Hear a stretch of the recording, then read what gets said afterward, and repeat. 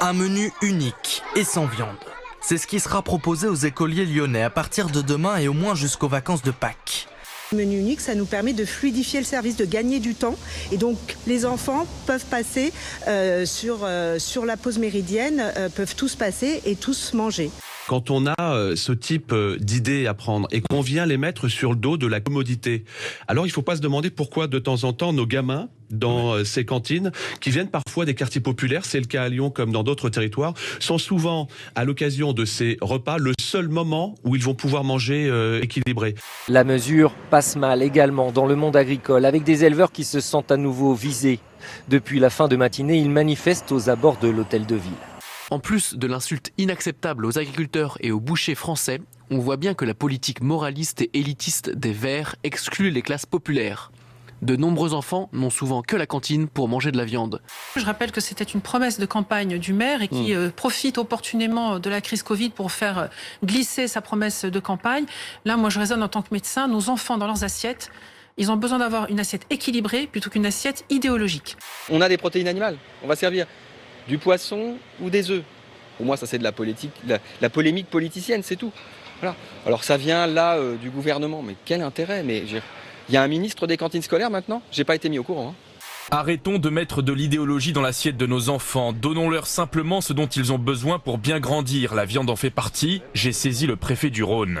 Pourquoi s'énerver maintenant déjà? Le menu unique, il a été appliqué à Lyon sans faire scandale lors du premier confinement. D'abord pour les enfants de soignants, et puis vraiment pour tous. C'était entre mai et juillet 2020. Qu'est-ce qui a changé depuis? Le maire.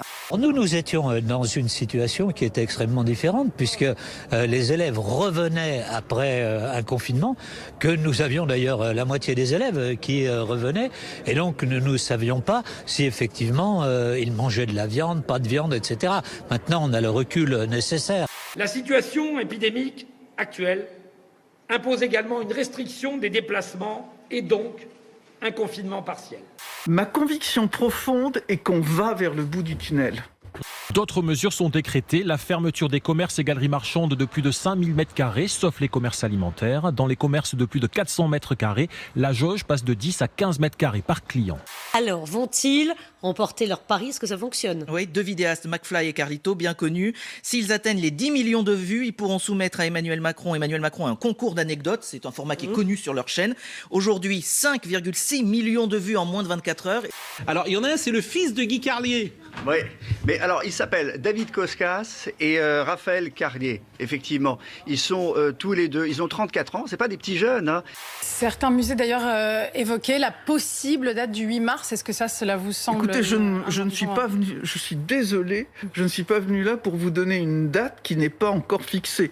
Facebook qui bloque des messages de Marion Maréchal et de Jordan Bardella. Oui, hier, l'ancienne députée FN et le vice-président du Rassemblement national ont découvert que plusieurs de leurs publications avaient été supprimées. Raison de cette suppression, des messages de soutien au mouvement Génération Identitaire.